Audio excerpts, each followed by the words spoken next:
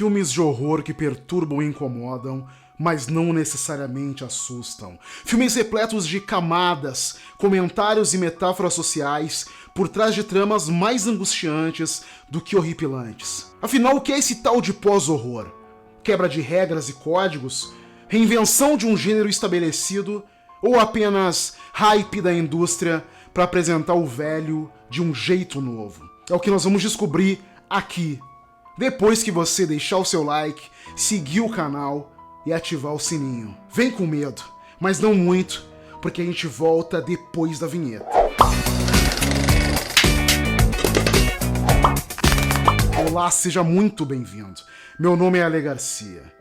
Se você é fã do horror e tem acompanhado os últimos lançamentos do gênero, que tem chegado ao cinema e às plataformas de streaming com mais hype, com mais comentários, dividindo opiniões, você com certeza se deparou com filmes que estão sendo enquadrados em uma nova geração do horror. Se for para explicar em um tweet o que talvez melhor defina essas produções, é que são filmes que estão substituindo sustos por pavor existencial. E estão sendo chamados de pós-horror. Eu já vou apresentar aqui uma lista e decupar quais são os filmes mais representativos desse, talvez, subgênero e por que eles traduzem o que eu falei aqui.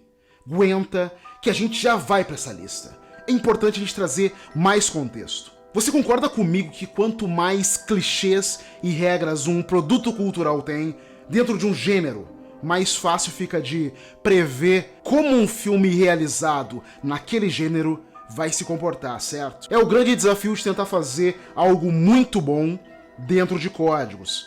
E o horror é um gênero repleto de códigos, muitos transformados em clichês ao longo do tempo e ao longo da falta de criatividade narrativa. Sendo simplista, mas sendo claro, você conhece essas regras. Vampiros não têm reflexos. Casas velhas em lugares abandonados sempre são garantia de que vai dar ruim. Lanternas sempre falham na hora em que o personagem precisa examinar um lugar muito escuro. O mal sempre será derrotado no final. As regras são uma espécie de âncora em um pacto que nós fazemos quando topamos assistir a um filme. É um contrato invisível firmado entre o realizador e nós, para saciar nossa vontade por uma experiência algo assustadora, mas talvez dentro de parâmetros que vão nos dar os gatilhos certos na hora certa. Do tipo, ih garota, não entra nesse sótão, bum! O sótão fecha, a garota tá sem luz e aterrorizada e nós já estamos muito gratificados. Mas essa é a régua comum para nivelar pelo meio, ok? Sucesso em massa. Mas o que acontece com a nossa exposição contínua a essa régua comum? Nós nos deparamos com os desconhecidos conhecidos.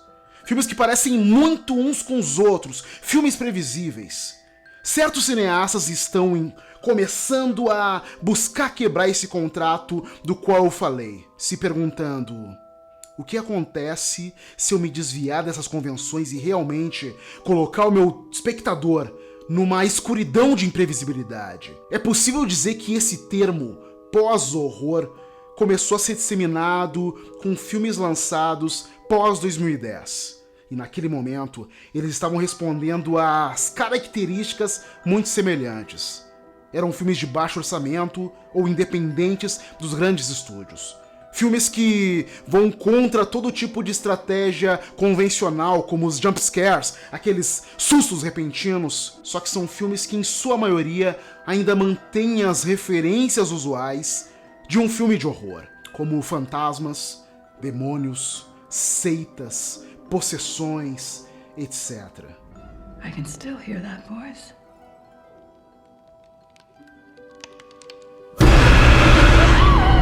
Mas e se essas referências tiverem uma camada metafórica por baixo? Antes de abraçar o conceito de pós-horror, é preciso dizer que há muita polêmica sobre se tal categorização realmente existe, ou se não se trata de uma incapacidade crítica e preconceituosa de ver que os filmes de horror podem sempre ir além, dentro do próprio horror.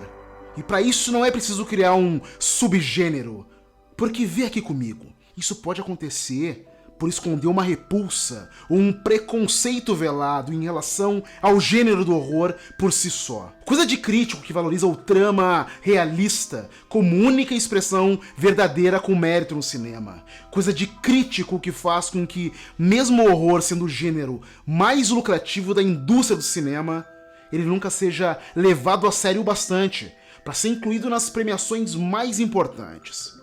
Eu vou pegar só o Oscar. Apenas 6 filmes de horror foram indicados a melhor filme na história: O Exorcista, Tubarão, O Silêncio dos Inocentes, Sexto Sentido, Cisne Negro e Corra.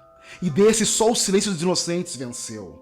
Mas ele é muito mais uma história realista sobre um serial killer, concorda? Sabe o que mais está sendo enquadrado dentro desse chamado pós-horror?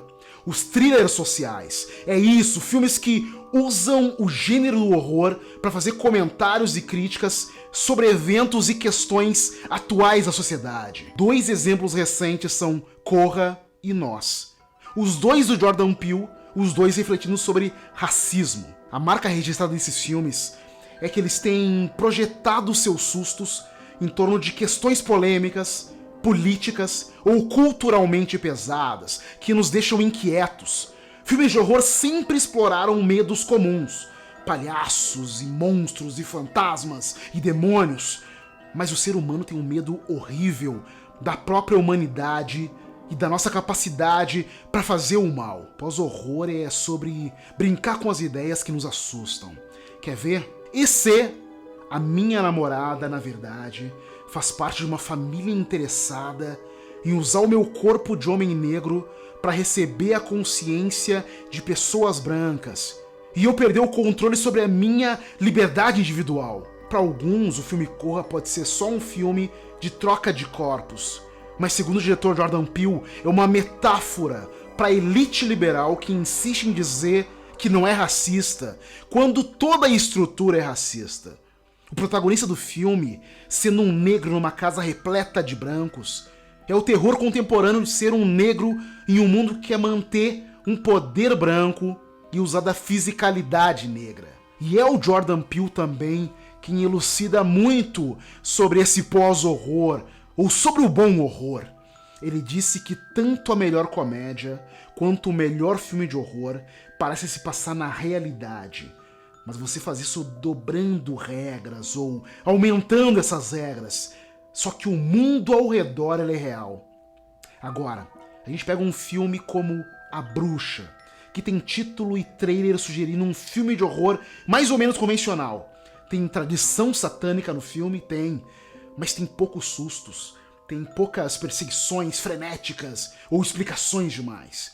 Porque é muito mais sobre opressão, misoginia. Mas também é sobre o que eu falei antes. Quebra da regra de que sempre se vence o mal no final. Porque aqui nós vemos uma boa garota cristã que viu sua família massacrada por bruxas adoradoras do diabo se juntar a essas mesmas bruxas. É a prevalência do mal, porque tendo uma personagem em um momento de fraqueza e desespero absoluto, é muito mais crível, muito mais realista que ela vá continuar a trajetória de sofrimento e se entregar combalecida do que se tomar de um poder absurdo e vencer o mal. Isso parece muito mais real, como disse Jordan Peele. Vamos mais um dos meus preferidos, que pra mim tem todos os requisitos que nos permitem explicar esse chamado pós-horror. Eu tô falando de Hereditário, filme maravilhoso de Ari Aster, realizador do também incrível Midsommar. O Hereditário, ele conta a perturbadora história de uma família em luto pela perda da sua matriarca, Ellen. Ela é a mãe de Annie, a avó de Peter e de Charlie.